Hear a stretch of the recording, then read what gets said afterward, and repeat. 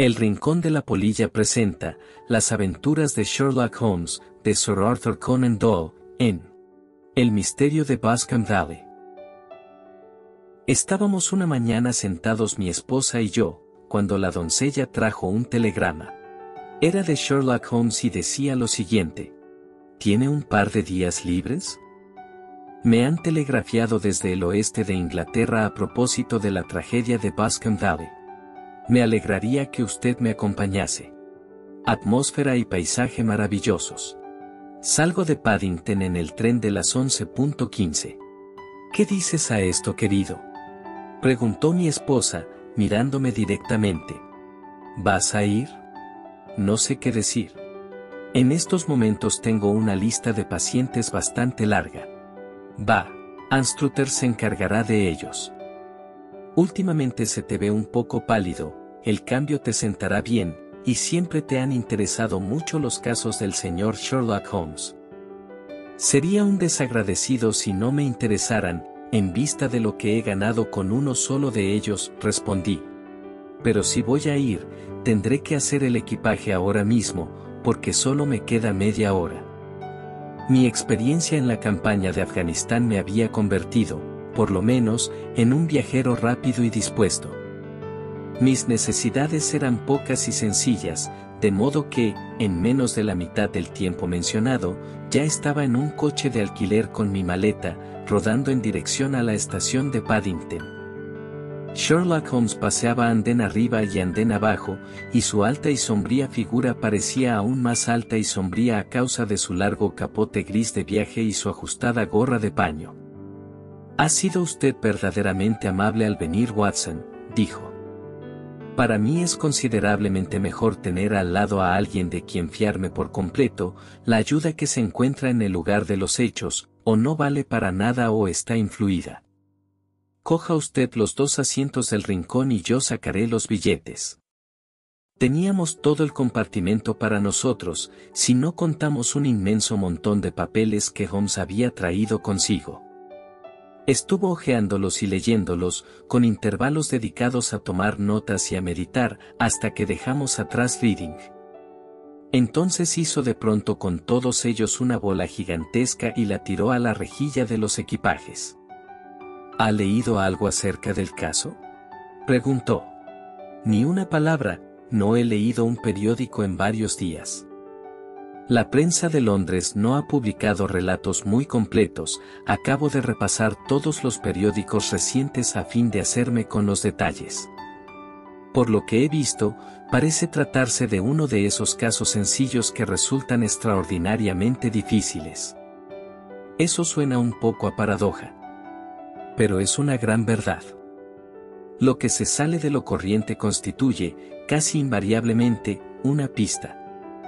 Cuanto más anodino y vulgar es un crimen, más difícil resulta resolverlo. Sin embargo, en este caso parece haber pruebas de peso contra el hijo del asesinado. Entonces, ¿se trata de un asesinato? Bueno, eso se supone. Yo no aceptaré nada como seguro hasta que haya tenido ocasión de echar un vistazo en persona.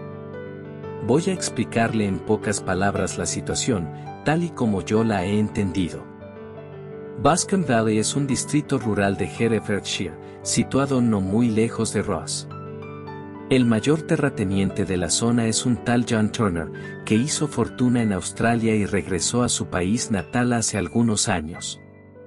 Una de las granjas de su propiedad, la de Hadley, la tenía arrendada al señor Charles McCarthy, otro ex-australiano. Los dos se habían conocido en las colonias, por lo que no tiene nada de raro que cuando vinieron a establecerse aquí procuraran estar lo más cerca posible uno del otro. Según parece, Turner era el más rico de los dos, así que McCarthy se convirtió en arrendatario suyo, pero al parecer seguían tratándose en términos de absoluta igualdad, y se los veía mucho juntos. McCarthy tenía un hijo, un muchacho de 18 años, y Turner tenía una hija única de la misma edad, pero a ninguno de los dos les vivía la esposa. Parece que evitaban el trato con las familias inglesas de los alrededores y que llevaban una vida retirada, aunque los dos McCarthy eran aficionados al deporte y se los veía con frecuencia en las carreras de la zona. McCarthy tenía 2 sirvientes, un hombre y una muchacha. Turner disponía de una servidumbre considerable, por lo menos media docena. Esto es todo lo que he podido averiguar sobre las familias. Pasemos ahora a los hechos. El 13 de junio, es decir, el lunes pasado, McCarthy salió de su casa de Hadley a eso de las 3 de la tarde, y fue caminando hasta el estanque de Bascom, una especie de laguito formado por un ensanchamiento del arroyo que corre por el valle de Bascom. Por la mañana había estado con su criado en Ross, y le había dicho que tenía que darse prisa, porque a las 3 tenía una cita importante. Una cita de la que no regresó vivo. Desde la casa de Hadley hasta el estanque de Bascom hay como un cuarto de milla, y 2 personas le vieron pasar por ese terreno. Una fue una anciana, cuyo nombre no se menciona, y la otra fue William Crowder, un guarda de casa que está al servicio del señor Turner. Los 2 testigos aseguran que el señor McCarthy iba caminando solo. El guarda añade que a los pocos minutos de haber visto pasar al señor McCarthy, vio pasar a su hijo en la misma dirección, con una escopeta bajo el brazo. En su opinión, el padre todavía estaba al alcance de la vista y el hijo iba siguiéndolo. No volvió a pensar en el asunto hasta que por la tarde se enteró de la tragedia que había ocurrido. Hubo alguien más que vio a los 2 McCarthy después de que William Crowder, el guarda, los perdiera de vista. El estanque de Bascom está rodeado de espesos bosques, con solo un pequeño reborde de hierba y juncos alrededor. Una muchacha de 14 años, Patience Moran, hija del guardés del pabellón de Bascom Valley, se encontraba en uno de los bosques cogiendo flores. Ha declarado que, mientras estaba allí, vio en el borde del bosque y cerca del estanque al señor McCarthy y su hijo, que parecían estar discutiendo acaloradamente. Oyó al mayor de los McCarthy dirigirle a su hijo palabras muy fuertes, y vio a éste levantar la mano como para pegar a su padre. La violencia de la escena la asustó tanto que echó a correr, y cuando llegó a su casa le contó a su madre que había visto a los 2 McCarthy discutiendo junto al estanque de Bascom y que tenía miedo de que fueran a pelearse. Apenas había terminado de hablar cuando el joven McCarthy llegó corriendo al pabellón, diciendo que había encontrado a su padre muerto en el bosque y pidiendo ayuda al guardés. Venía muy excitado, sin escopeta ni sombrero, y vieron que traía la mano y la manga derechas manchadas de sangre fresca. Fueron con él y encontraron el cadáver del padre, tendido sobre la hierba junto al estanque. Le habían aplastado la cabeza a golpes con algún arma pesada y roma. Eran heridas que podrían perfectamente haberse infligido con la culata de la escopeta del hijo, que se encontró tirada en la hierba a pocos pasos del cuerpo. Dadas las circunstancias, el joven fue detenido inmediatamente. El martes la investigación dio como resultado un veredicto de homicidio intencionado, y el miércoles compareció ante los magistrados de Ross, que han remitido el caso a la próxima sesión del tribunal. Estos son los hechos principales del caso, según se desprende de la investigación judicial y el informe policial.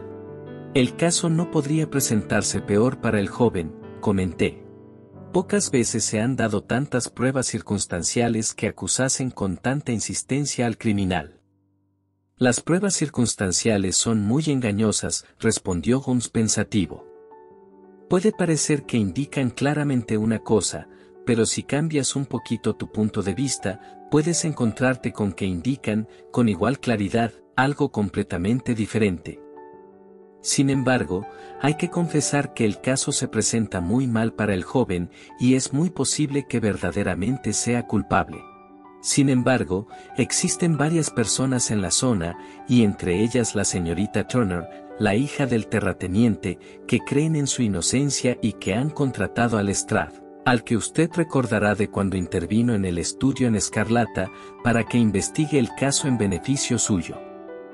Lestrade se encuentra perdido y me ha pasado el caso a mí, y esta es la razón de que dos caballeros de edad mediana vuelen en este momento hacia el oeste, a 50 millas por hora, en lugar de digerir tranquilamente su desayuno en casa. Me temo, dije, que los hechos son tan evidentes que este caso le reportará muy poco mérito. No hay nada tan engañoso como un hecho evidente, respondió riendo. Además, bien podemos tropezar con algún otro hecho evidente que no le resultara tan evidente al señor Lestrade. Me conoce usted lo suficientemente bien como para saber que no fanfarroneo, al decir que soy capaz de confirmar o echar por tierra su teoría, valiéndome de medios que él es totalmente incapaz de emplear e incluso de comprender. Por usar el ejemplo más a mano, puedo advertir con toda claridad que la ventana de su cuarto está situada a la derecha, y dudo mucho que el señor Lestrade se hubiera fijado en un detalle tan evidente como ese. ¿Cómo, demonios? Mi querido amigo, le conozco bien. Conozco la pulcritud militar que le caracteriza. Se afeita usted todas las mañanas, y en esta época del año se afeita a la luz del sol, pero como su afeitado va siendo cada vez menos perfecto a medida que avanzamos hacia la izquierda, hasta hacerse positivamente chapucero a la altura del ángulo de la mandíbula, no puede caber duda de que ese lado está peor iluminado que el otro. No puedo concebir que un hombre como usted se diera por satisfecho con ese resultado si pudiera verse ambos lados con la misma luz. Esto lo digo solo a manera de ejemplo trivial de observación y deducción. En eso consiste mi oficio, y es bastante posible que pueda resultar de alguna utilidad en el caso que nos ocupa. Hay uno o dos detalles menores que salieron a relucir en la investigación y que vale la pena considerar. ¿Cómo qué? Parece que la detención no se produjo en el acto, sino después de que el joven regresara a la granja Hadley. Cuando el inspector de policía le comunicó que estaba detenido, repuso que no le sorprendía y que no se merecía otra cosa. Este comentario contribuyó a disipar todo rastro de duda que pudiera quedar en las mentes del jurado encargado de la instrucción. ¿Cómo que es una confesión?, exclamé. Nada de eso, porque a continuación se declaró inocente. Viniendo después de una serie de hechos tan condenatoria fue, por lo menos, un comentario de lo más sospechoso.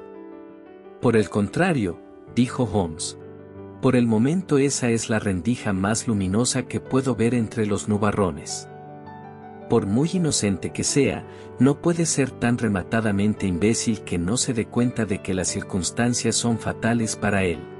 Si se hubiera mostrado sorprendido de su detención o hubiera fingido indignarse, me habría parecido sumamente sospechoso, porque tal sorpresa o indignación no habrían sido naturales, dadas las circunstancias, aunque a un hombre calculador podrían parecerle la mejor táctica a seguir.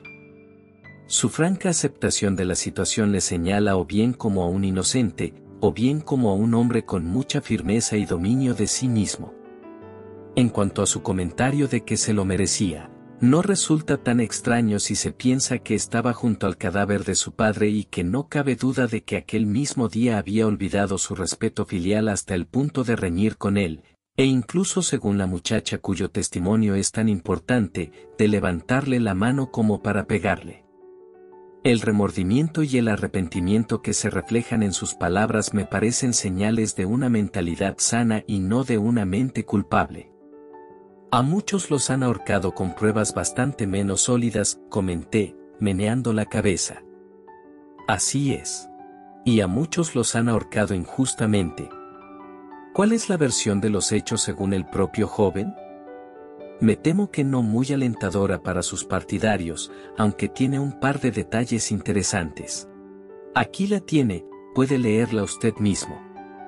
Sacó de entre el montón de papeles un ejemplar del periódico de Herefordshire, encontró la página y me señaló el párrafo en el que el desdichado joven daba su propia versión de lo ocurrido. Me instalé en un rincón del compartimento y lo leí con mucha atención. Decía así: compareció a continuación el señor James McCarthy, hijo único del fallecido, que declaró lo siguiente: había estado fuera de casa 3 días, que pasé en Bristol, y acababa de regresar la mañana del pasado lunes, Día 3. Cuando llegué, mi padre no estaba en casa y la doncella me dijo que había ido a Ross con John Cobb, el caballerizo. Poco después de llegar, oí en el patio las ruedas de su coche, miré por la ventana y le vi bajarse y salir a toda prisa del patio, aunque no me fijé en qué dirección se fue. Cogí entonces mi escopeta y eché a andar en dirección al estanque de Bascom, con la intención de visitar las conejeras que hay al otro lado. Por el camino vi a William Crowther, el guarda, tal como él ha declarado, pero se equivocó al pensar que yo iba siguiendo a mi padre. No tenía ni idea de que él iba delante de mí. A unas 100 yardas del estanque oí el grito de «Qui», que mi padre y yo utilizábamos normalmente como señal. Al oírlo, eché a correr y lo encontré de pie junto al estanque. Pareció muy sorprendido de verme y me preguntó con bastante mal humor qué estaba haciendo allí. Nos enzarzamos en una discusión que degeneró en voces, y casi en golpes, pues mi padre era un hombre de temperamento muy violento. En vista de que su irritación se hacía incontrolable, lo dejé, y emprendí el camino de regreso a Hadley. Pero no me había alejado ni 150 yardas cuando oí a mis espaldas un grito espantoso, que me hizo volver corriendo. Encontré a mi padre agonizando en el suelo, con terribles heridas en la cabeza. Dejé caer mi escopeta y lo tomé en mis brazos, pero expiró casi en el acto. Permanecí unos minutos arrodillado a su lado y luego fui a pedir ayuda a la casa del guardés del señor Turner, que era la más cercana. Cuando volví junto a mi padre no vi a nadie cerca, y no tengo ni idea de cómo se causaron sus heridas. No era una persona muy apreciada, a causa de su carácter frío y reservado, pero, por lo que yo sé, tampoco tenía enemigos declarados. No sé nada más del asunto, dijo el juez instructor. ¿Le dijo su padre algo antes de morir? Dijo el testigo. Murmuró algunas palabras, pero lo único que entendí fue algo sobre una rata. Dijo el juez. ¿Cómo interpretó usted aquello? No significaba nada para mí. Creí que estaba delirando.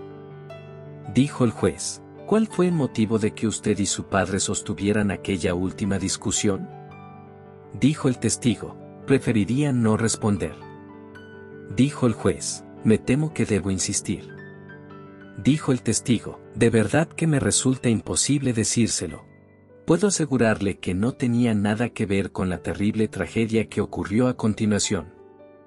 Dijo el juez. El tribunal es quien debe decidir eso. No es necesario advertirle que su negativa a responder puede perjudicar considerablemente su situación en cualquier futuro proceso a que pueda haber lugar. Dijo el testigo. Aún así, tengo que negarme. Dijo el juez. Según tengo entendido, el grito de Cooley era una señal habitual entre usted y su padre. Así es. Dijo el juez. En tal caso, ¿cómo es que dio el grito antes de verle a usted, cuando ni siquiera sabía que había regresado usted de Bristol? Dijo el testigo, bastante desconcertado. No lo sé. Decía un jurado. ¿No vio usted nada que despertara sus sospechas cuando regresó al oír gritar a su padre y lo encontró herido de muerte? Dijo el testigo. Nada concreto. Dijo el juez. ¿Qué quiere decir con eso? Dijo el testigo. Al salir corriendo al claro iba tan trastornado y excitado que no podía pensar más que en mi padre. Sin embargo, tengo la vaga impresión de que al correr vi algo tirado en el suelo a mi izquierda. Me pareció que era algo de color gris, una especie de capote o tal vez una manta escocesa. Cuando me levanté al dejar a mi padre miré a mi alrededor para fijarme, pero ya no estaba. ¿Quiere decir que desapareció antes de que usted fuera a buscar ayuda? Eso es, desapareció. ¿No puede precisar lo que era? No, solo me dio la sensación de que había algo allí. ¿A qué distancia del cuerpo? A unas 12 yardas. ¿Y a qué distancia del lindero del bosque? Más o menos a la misma. Entonces, si alguien se lo llevó, fue mientras usted se encontraba a unas 12 yardas de distancia. Sí, pero vuelto de espaldas. Con esto concluyó el interrogatorio del testigo. Por lo que veo, dije echando un vistazo al resto de la columna, el juez instructor se ha mostrado bastante duro con el joven McCarthy en sus conclusiones. Llama la atención, y con toda la razón, sobre la discrepancia de que el padre lanzara la llamada antes de verlo, hacia su negativa a dar detalles de la conversación con el padre, y sobre su extraño relato de las últimas palabras del moribundo, tal como él dice, todo eso apunta contra el hijo. Holmes se rió suavemente para sus adentros y se estiró sobre el mullido asiento. Tanto usted como el juez instructor se han esforzado a fondo, dijo, en destacar precisamente los aspectos más favorables para el muchacho. ¿No se da usted cuenta de que tan pronto le atribuyen demasiada imaginación como demasiado poca? Demasiado poca, si no es capaz de inventarse un motivo para la disputa que le haga ganarse las simpatías del jurado, demasiada, si es capaz de sacarse de la mollera una cosa tan outré, como la alusión del moribundo a una rata y el incidente de la prenda desaparecida. No señor, yo enfocaré este caso partiendo de que el joven ha dicho la verdad, y veremos a dónde nos lleva esta hipótesis. Y ahora, aquí tengo mi Petrarca de bolsillo, y no pienso decir ni una palabra más sobre el caso hasta que lleguemos al lugar de los hechos. Comeremos en Swindon, y creo que llegaremos dentro de 20 minutos. Eran casi las 4 cuando nos encontramos por fin en el bonito pueblecito campesino de Ross, tras haber atravesado el hermoso valle del Stroud y cruzado el ancho y reluciente Severn. Un hombre delgado, con cara de hurón y mirada furtiva y astuta, nos esperaba en el andén. A pesar del guardapolvo marrón claro y de las polainas de cuero que llevaba como concesión al ambiente campesino, no tuve dificultad en reconocer a Lestrade, de Scotland Yard. Fuimos con él en coche hasta el escudo de Hereford, donde ya se nos había reservado una habitación. He pedido un coche, dijo Lestrade, mientras nos sentábamos a tomar una taza de té. Conozco su carácter enérgico y sé que no estará a gusto hasta que haya visitado la escena del crimen. Es usted muy amable y halagador, respondió Holmes. Pero todo depende de la presión barométrica. Lestrade pareció sorprendido. No comprendo muy bien, dijo. ¿Qué marca el barómetro? 29, por lo que veo. No hay viento, ni se ve una nube en el cielo. Tengo aquí una caja de cigarrillos que piden ser fumados, y el sofá es muy superior a las habituales abominaciones que suelen encontrarse en los hoteles rurales. No creo probable que utilice el coche esta noche. Lestrade dejó escapar una risa indulgente. Sin duda, ya ha sacado usted conclusiones de los periódicos, dijo. El caso es tan vulgar como un palo de escoba, y cuanto más profundiza uno en él, más vulgar se vuelve. Pero, por supuesto, no se le puede decir que no a una dama, sobre todo a una tan voluntariosa. Había oído hablar de usted, e insistió en conocer su opinión, a pesar de que yo le repetí un montón de veces que usted no podría hacer nada que yo no hubiera hecho ya. Pero, caramba, ahí está su coche en la puerta. Apenas había terminado de hablar cuando irrumpió en la habitación una de las jóvenes más encantadoras que he visto en mi vida. Brillantes ojos color violeta, labios entreabiertos, un toque de rubor en sus mejillas, habiendo perdido toda noción de su recato natural ante el ímpetu arrollador de su agitación y preocupación. «Oh señor Sherlock Holmes», exclamó pasando la mirada de uno a otro, hasta que con rápida intuición femenina, la fijó en mi compañero. «Estoy muy contenta de que haya venido. He venido a decírselo. Sé que James no lo hizo, lo sé, y quiero que usted empiece a trabajar sabiéndolo también. No deje que le asalten dudas al respecto, nos conocemos el uno al otro desde que éramos niños, y conozco sus defectos mejor que nadie, pero tiene el corazón demasiado blando como para hacer daño ni a una mosca. La acusación es absurda para cualquiera que lo conozca de verdad. Espero que podamos demostrar su inocencia, señorita Turner, dijo Sherlock Holmes. Puede usted confiar en que haré todo lo que pueda. Pero usted ha leído las declaraciones. ¿Ha sacado alguna conclusión? ¿No ve alguna salida, algún punto débil? ¿No cree usted que es inocente? Creo que es muy probable.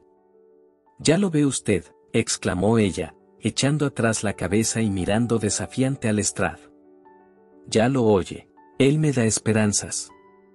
Lestrade se encogió de hombros. Me temo que mi colega se ha precipitado un poco al sacar conclusiones, dijo. Pero tiene razón, sé que tiene razón. James no lo hizo. Y en cuanto a esa disputa con su padre, estoy segura de que la razón de que no quisiera hablar de ella al juez fue que discutieron acerca de mí. ¿Y por qué motivo? No es momento de ocultar nada. James y su padre tenían muchas desavenencias por mi causa. El señor McCarthy estaba muy interesado en que nos casáramos. James y yo siempre nos hemos querido como hermanos, pero claro, él es muy joven y aún ha visto muy poco de la vida, y bueno, naturalmente todavía no estaba preparado para meterse en algo así. De ahí que tuvieran discusiones, y esta estoy segura, fue una más. ¿Y el padre de usted?, preguntó Holmes. ¿También era partidario de ese enlace? No, él también se oponía. El único que estaba a favor era McCarthy. Un súbito rubor cubrió sus lozanas y juveniles facciones cuando Holmes le dirigió una de sus penetrantes miradas inquisitivas. Gracias por esta información, dijo. ¿Podría ver a su padre si le visito mañana? Me temo que el médico no lo va a permitir. ¿El médico? Sí, ¿no lo sabía usted? El pobre papá no andaba bien de salud desde hace años, pero esto le ha acabado de hundir, tiene que guardar cama, y el doctor Willows dice que está hecho polvo y que tiene el sistema nervioso destrozado. El señor McCarthy era el único que había conocido a papá en los viejos tiempos de Victoria. Ajá, así que en Victoria. Eso es importante. Sí, en las minas. Exacto, en las minas de oro, donde, según tengo entendido, hizo su fortuna el señor Turner. Eso es. Gracias, señorita Turner, ha sido usted una ayuda muy útil. Si mañana hay alguna novedad, no deje de comunicármela. Sin duda, irá usted a la cárcel a ver a James. O señor Holmes, si lo hace dígale que yo sé que es inocente. Así lo haré, señorita Turner. Ahora tengo que irme porque papá está muy mal y me echa de menos si lo dejo solo. Adiós, y que el Señor le ayude en su empresa.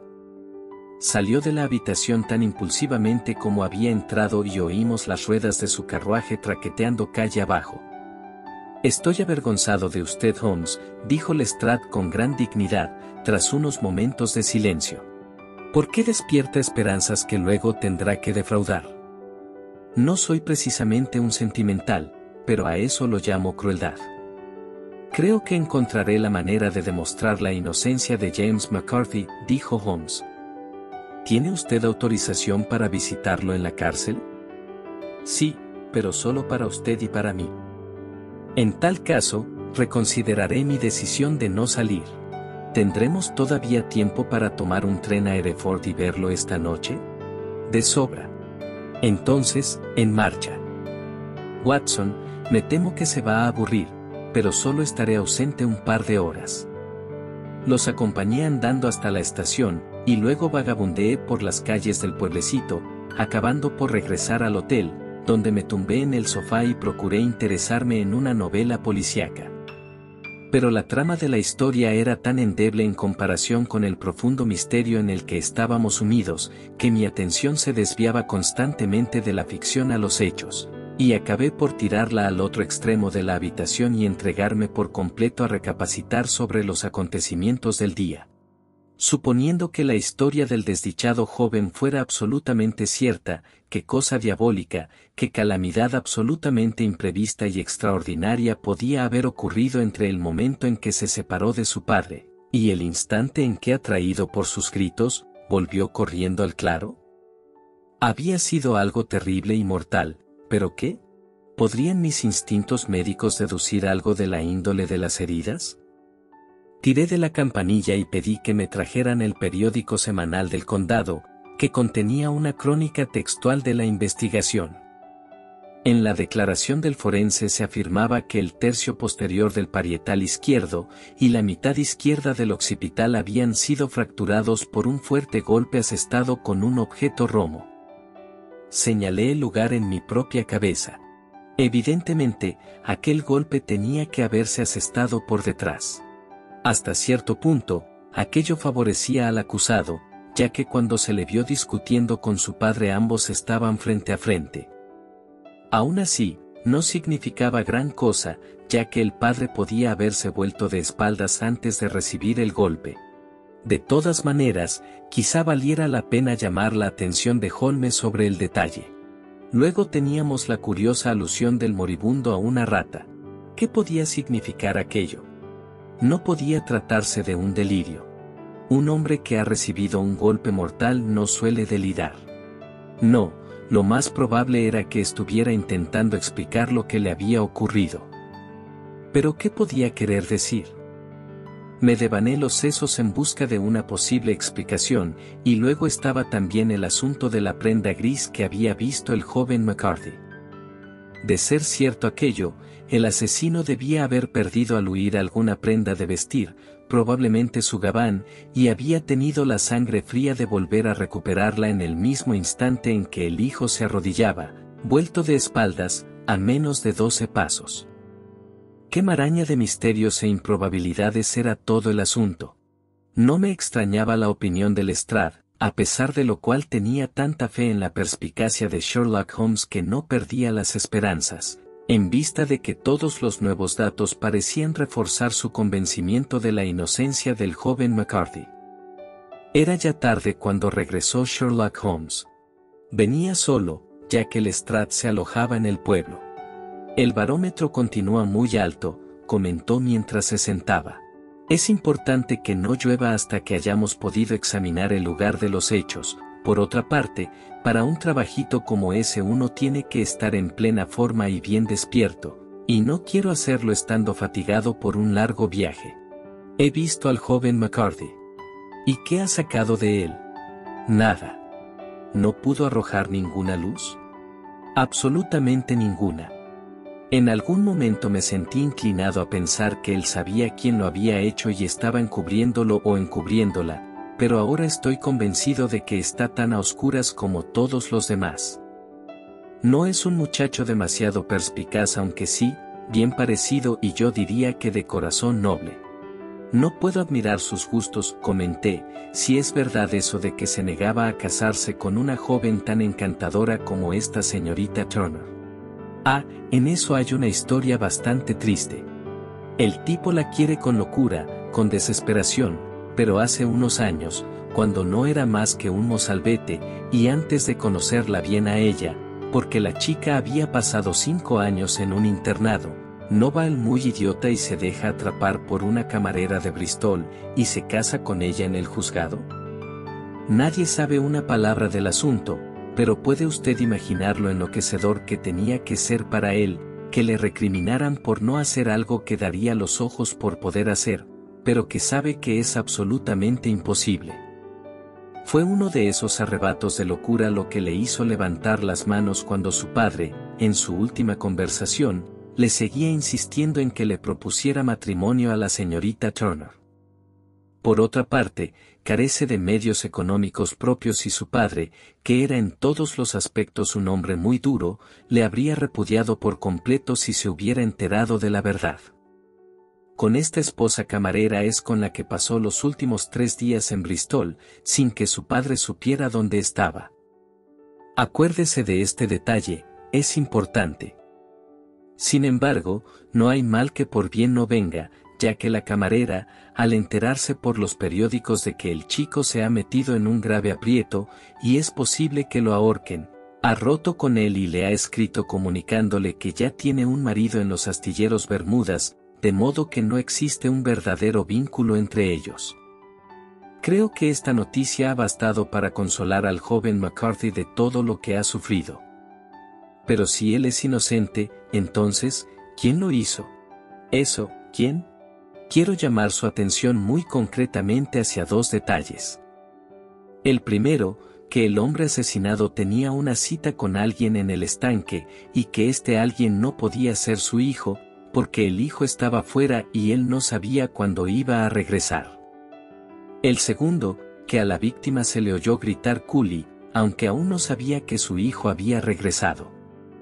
Estos son los puntos cruciales de los que depende el caso. Y ahora, si no le importa, hablemos de George Meredith, y dejemos los detalles secundarios para mañana. Tal como Holmes había previsto, no llovió, y el día amaneció despejado y sin nubes. A las 9 en punto, Lestrade pasó a recogernos con el coche y nos dirigimos a la granja Hadley y al estanque de Bascom. Hay malas noticias esta mañana, comentó Lestrade. Dicen que el señor Turner, el propietario, está tan enfermo que no hay esperanzas de que viva. Supongo que será ya bastante mayor, dijo Holmes. Unos 60 años, pero la vida en las colonias le destrozó el organismo, y llevaba bastante tiempo muy flojo de salud. Este suceso le ha afectado de muy mala manera. Era viejo amigo de McCarthy, y podríamos añadir que su gran benefactor, pues me he enterado de que no le cobraba renta por la granja Hadley. ¿De veras?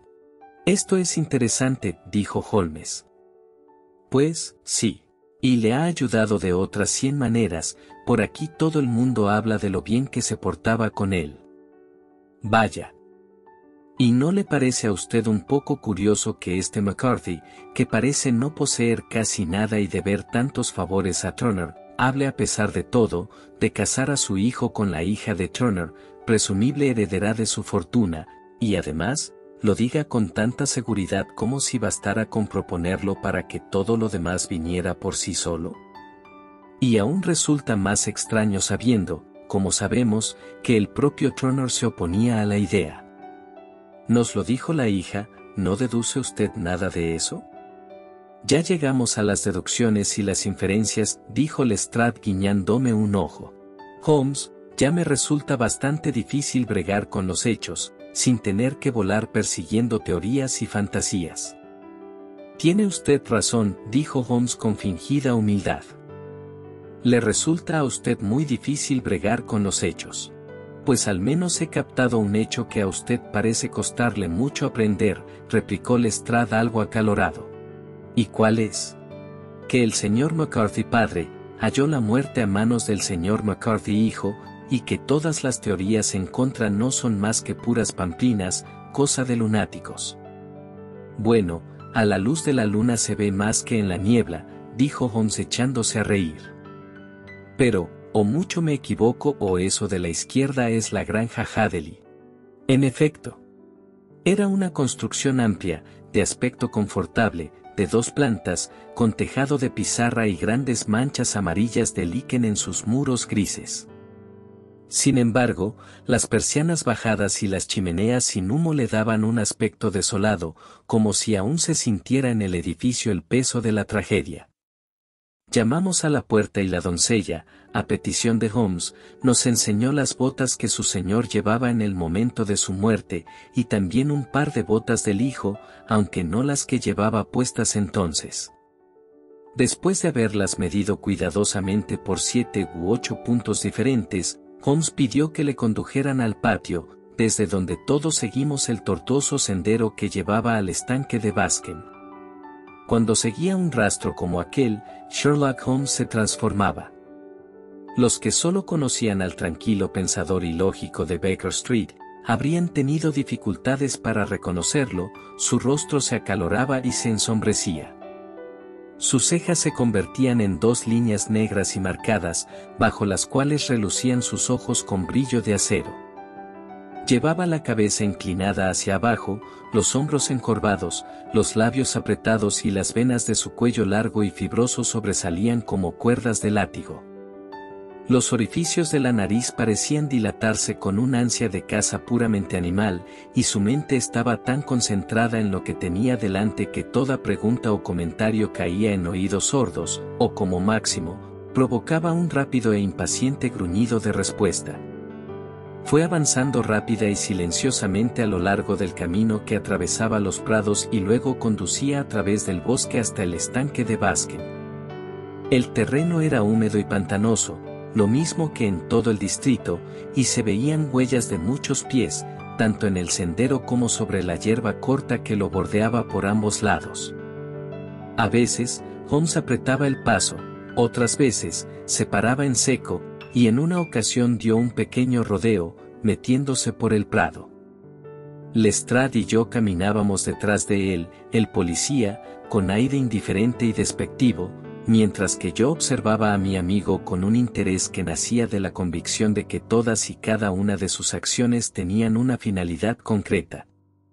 El estanque de Basken, que es una pequeña extensión de agua de unas 50 yardas de diámetro, bordeada de juncos, está situado en el límite entre los terrenos de la granja Hadley y el parque privado del opulento señor Turner. Por encima del bosque que se extendía al otro lado podíamos ver los rojos y enhiestos pináculos que señalaban el emplazamiento de la residencia del rico terrateniente.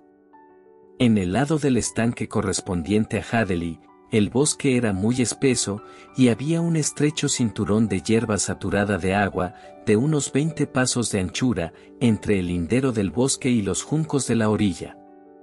Lestrade nos indicó el sitio exacto donde se había encontrado el cadáver, y la verdad es que el suelo estaba tan húmedo que se podían apreciar con claridad las huellas dejadas por el cuerpo caído. A juzgar por su rostro ansioso y sus ojos inquisitivos, Holmes leía otras muchas cosas en la hierba pisoteada, corrió de un lado a otro, como un perro de caza que sigue una pista, y luego se dirigió a nuestro acompañante. ¿Para qué se metió usted en el estanque?, preguntó. Estuve de pesca con un rastrillo, pensé que tal vez podía encontrar un arma o algún otro indicio, pero como demonios. No tengo tiempo. Ese pie izquierdo suyo, torcido hacia adentro, aparece por todas partes. Hasta un topo podría seguir sus pasos, y aquí se meten entre los juncos. Qué sencillo habría sido todo si yo hubiera estado aquí antes de que llegaran todos, como una manada de búfalos, chapoteando por todas partes. Por aquí llegó el grupito del guardés, borrando todas las huellas en más de 2 metros alrededor del cadáver.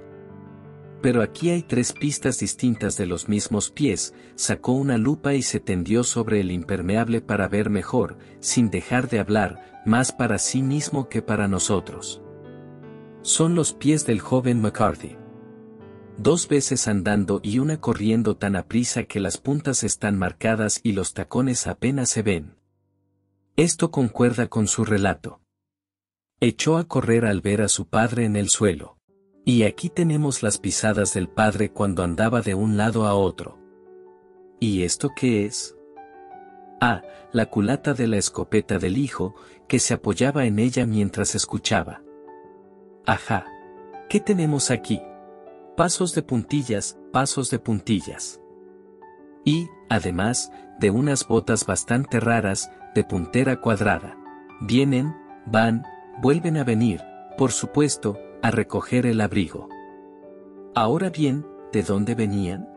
Corrió de un lado a otro, perdiendo a veces la pista y volviéndola a encontrar, hasta que nos adentramos bastante en el bosque y llegamos a la sombra de una enorme haya, el árbol más grande de los alrededores.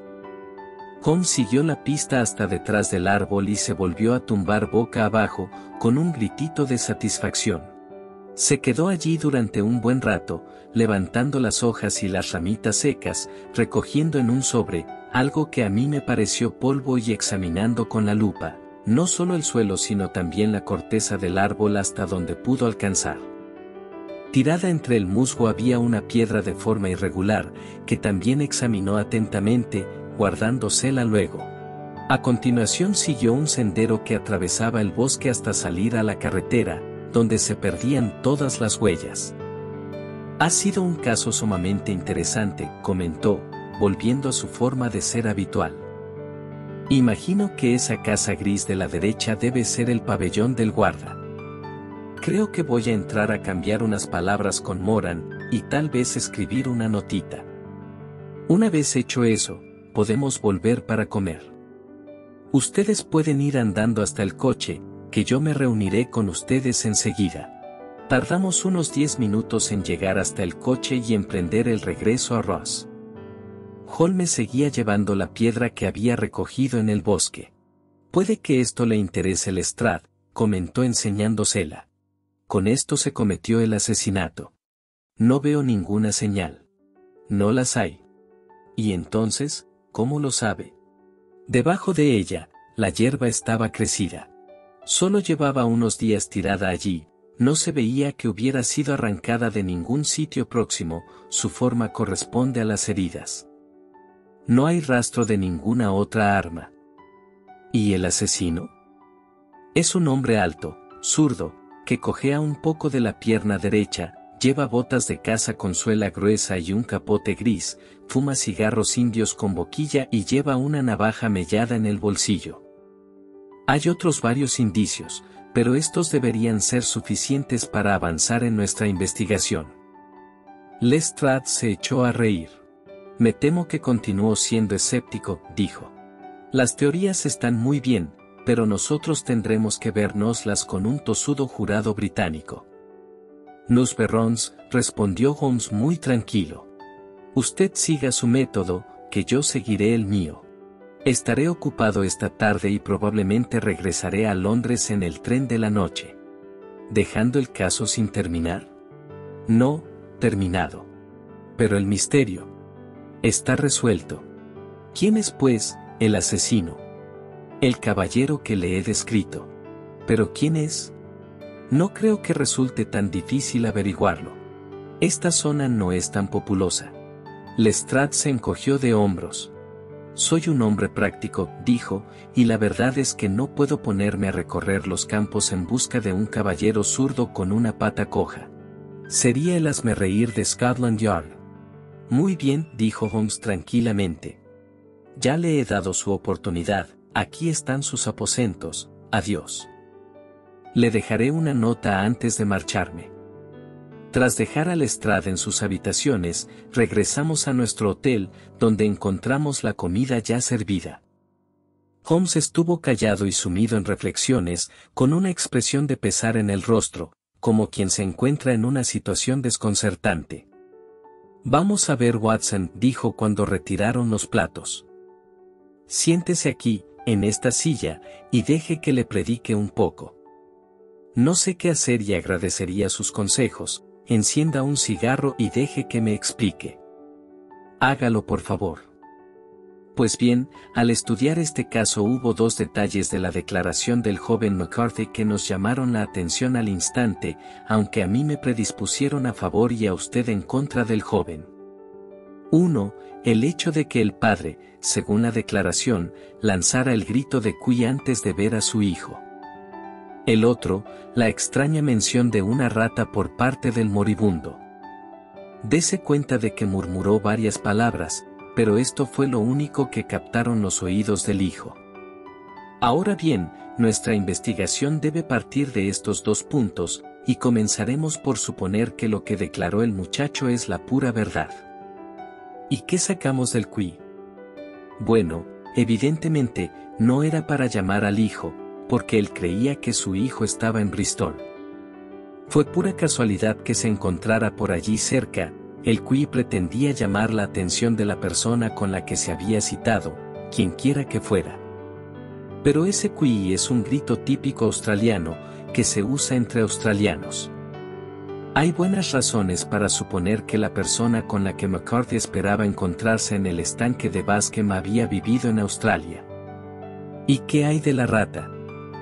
Sherlock Holmes sacó del bolsillo un papel doblado y lo desplegó sobre la mesa. Aquí tenemos un mapa de la colonia de Victoria, dijo. Anoche telegrafié a Bristol pidiéndolo. Puso la mano sobre una parte del mapa y preguntó. ¿Qué lee usted aquí? Arad. Leí. ¿Y ahora? Levantó la mano. Vaya Arad. Exacto. Eso es lo que dijo el moribundo, pero su hijo solo entendió las dos últimas sílabas, Arad, una rata. Estaba intentando decir el nombre de su asesino. Fulano de tal, de Ballarat. Asombroso, exclamé. Evidente, con eso, como ve, quedaba considerablemente reducido el campo. La posesión de una prenda gris era un tercer punto seguro, siempre suponiendo que la declaración del hijo fuera cierta. Ya hemos pasado de la pura incertidumbre a la idea concreta de un australiano de Ballarat con un capote gris. Desde luego. Y que además, andaba por la zona como por su casa, porque al estanque solo se puede llegar a través de la granja o de la finca, por donde no es fácil que pase gente extraña. Muy cierto. Pasemos ahora a nuestra expedición de hoy. El examen del terreno me reveló los insignificantes detalles que ofrecía ese imbécil de Lestrade acerca de la persona del asesino. Pero ¿cómo averiguó todo aquello? Ya conoce usted mi método, se basa en la observación de minucias. Ya sé que es capaz de calcular la estatura aproximada por la longitud de los pasos, y lo de las botas también se podría deducir de las pisadas. Sí, eran botas poco corrientes. Pero lo de la cojera. La huella de su pie derecho estaba siempre menos marcada que la del izquierdo, cargaba menos peso sobre él. ¿Por qué? Porque renqueaba, era cojo. ¿Y cómo sabe que es zurdo? A usted mismo le llamó la atención la índole de la herida, tal como la describió el forense en la investigación. El golpe se asestó de cerca y por detrás, y sin embargo estaba en el lado izquierdo. ¿Cómo puede explicarse esto, a menos que lo asestara un zurdo? Había permanecido detrás del árbol durante la conversación entre el padre y el hijo. Hasta se fumó un cigarro allí, encontré la ceniza de un cigarro, que mis amplios conocimientos sobre cenizas de tabaco me permitieron identificar como un cigarro indio. Como usted sabe, he dedicado cierta atención al tema, y he escrito una pequeña monografía sobre las cenizas de 140 variedades diferentes de tabaco de pipa, cigarros y cigarrillos. En cuanto encontré la ceniza, eché un vistazo por los alrededores y descubrí la colilla entre el musgo, donde la habían tirado. Era un cigarro indio de los que se lían en Rotterdam. ¿Y la boquilla? Se notaba que el extremo no había estado en la boca, por lo tanto, había usado boquilla. La punta estaba cortada, no arrancada de un mordisco, pero el corte no era limpio, de lo que deduje la existencia de una navaja mellada. Holmes, dije, ha tendido usted una red en torno a ese hombre, de la que no podrá escapar, y ha salvado usted una vida inocente, tan seguro como si hubiera cortado la cuerda que le ahorcaba. Ya veo en qué dirección apunta todo esto. El culpable es el señor John Turner, exclamó el camarero del hotel, abriendo la puerta de nuestra sala de estar y haciendo pasar a un visitante. El hombre que entró presentaba una figura extraña e impresionante. Su paso lento y renqueante y sus hombros cargados le daban aspecto de decrepitud, pero sus facciones duras, marcadas y arrugadas, así como sus enormes miembros, indicaban que poseía una extraordinaria energía de cuerpo y carácter. Su barba enmarañada, su cabellera gris y sus cejas prominentes y lacias contribuían a dar a su apariencia un aire de dignidad y poderío, pero su rostro era blanco ceniciento, y sus labios y las esquinas de los orificios nasales presentaban un tono azulado. Con solo mirarlo, pude darme cuenta de que era presa de alguna enfermedad crónica y mortal. Por favor, siéntese en el sofá, dijo Holmes educadamente. ¿Recibió usted mi nota? Sí, el guarda me la trajo. Decía usted que quería verme aquí para evitar el escándalo. Me pareció que si yo iba a su residencia podría dar que hablar. ¿Y por qué quería usted verme? Miró fijamente a mi compañero, con la desesperación pintada en sus cansados ojos, como si su pregunta ya estuviera contestada. Sí, eso es, dijo Holmes, respondiendo más a la mirada que a las palabras. Sé todo lo referente a McCarthy. El anciano se hundió la cara entre las manos. Que Dios se apiade de mí, exclamó. Pero yo no habría permitido que le ocurriese ningún daño al muchacho. Le doy mi palabra de que habría confesado si las cosas se le hubieran puesto feas en el juicio. Me alegra oírle decir eso, dijo Holmes muy serio. Ya habría confesado de no ser por mi hija, esto le rompería el corazón, y se lo romperá cuando se entere de que me han detenido. Puede que no se llegue a eso, dijo Holmes. ¿Cómo dice? Yo no soy un agente de la policía. Tengo entendido que fue su hija la que solicitó mi presencia aquí, y actúo en nombre suyo. No obstante, el joven McCarthy debe quedar libre. Soy un moribundo, dijo el viejo Turner.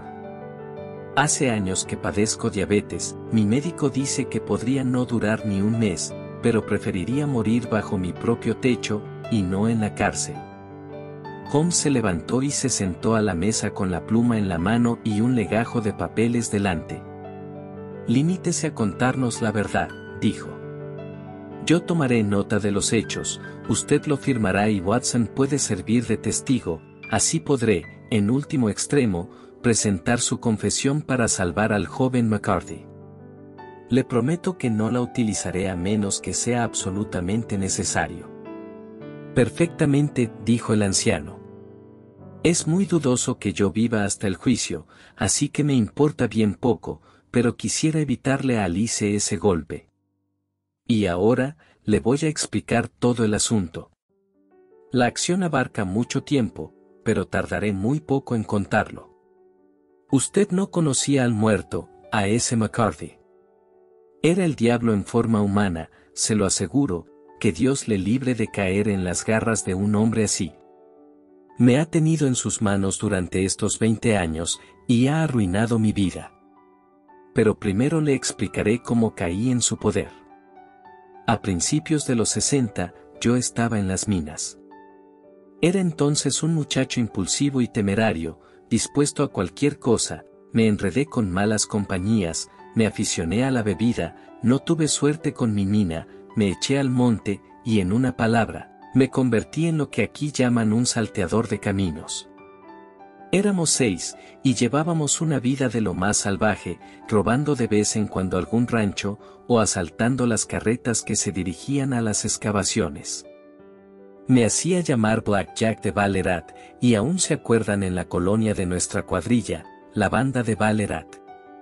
Un día partió un cargamento de oro de Ballarat a Melbourne, y nosotros lo emboscamos y lo asaltamos. Había 6 soldados de escolta contra nosotros 6, de manera que la cosa estaba igualada, pero a la primera descarga vaciamos 4 monturas. Aún así, 3 de los nuestros murieron antes de que nos apoderáramos del botín. Apunté con mi pistola a la cabeza del conductor del carro, que era el mismísimo McCarthy. Ojalá le hubiese matado entonces, pero le perdoné aunque vi sus malvados ojillos clavados en mi rostro, como si intentara retener todos mis rasgos. Nos largamos con el oro, nos convertimos en hombres ricos, y nos vinimos a Inglaterra sin despertar sospechas. Aquí me despedí de mis antiguos compañeros, decidido a establecerme y llevar una vida tranquila y respetable. Compré esta finca, que casualmente estaba a la venta, y me propuse hacer algún bien con mi dinero, para compensar el modo en que lo había adquirido. Me casé, y aunque mi esposa murió joven, me dejó a mi querida Alice. Aunque no era más que un bebé, su minúscula manita parecía guiarme por el buen camino como no lo había hecho nadie. En una palabra, pasé una página de mi vida y me esforcé por reparar el pasado. Todo iba bien, hasta que McCarthy me echó las zarpas encima. Había ido a Londres para tratar de una inversión, y me lo encontré en Regent Street, prácticamente sin nada que ponerse encima. Aquí estamos, Jack, me dijo, tocándome el brazo. Vamos a ser como una familia para ti. Somos 2, mi hijo y yo, y tendrás que ocuparte de nosotros. Si no lo haces, bueno. Inglaterra es un gran país, respetuoso de la ley, y siempre hay un policía al alcance de la voz. Así que se vinieron al oeste, sin que hubiera forma de quitármelos de encima, y aquí han vivido desde entonces, en mis mejores tierras, sin pagar renta. Ya no hubo para mi reposo, paz ni posibilidad de olvidar, allá donde me volviera, veía a mi lado su cara astuta y sonriente. Y la cosa empeoró al crecer Alice, porque él enseguida se dio cuenta de que yo tenía más miedo a que ella se enterara de mi pasado que de que lo supiera la policía. Me pedía todo lo que se le antojaba, y yo se lo daba todo sin discutir: tierra, dinero, casas, hasta que por fin me pidió algo que yo no le podía dar: me pidió a Alice. Resulta que su hijo se había hecho mayor, igual que mi hija, y como era bien sabido que yo no andaba bien de salud, se le ocurrió la gran idea de que su hijo se quedara con todas mis propiedades. Pero aquí me planté. No estaba dispuesto a que su maldita estirpe se mezclara con la mía. No es que me disgustara el muchacho, pero llevaba la sangre de su padre y con eso me bastaba. Me mantuve firme. McCarthy me amenazó. Yo le desafié a que hiciera lo peor que se le ocurriera. Quedamos citados en el estanque, a mitad de camino de nuestras dos casas, para hablar del asunto. Cuando llegué allí, lo encontré hablando con su hijo, de modo que encendí un cigarro y esperé detrás de un árbol a que se quedara solo. Pero, según le oía hablar, iba saliendo a flote todo el odio y el rencor que yo llevaba dentro. Estaba instando a su hijo a que se casara con mi hija, con tan poca consideración por lo que ella pudiera opinar, como si se tratara de una buscona de la calle. Me volvía loco al pensar que yo y todo lo que yo más quería estábamos en poder de un hombre semejante.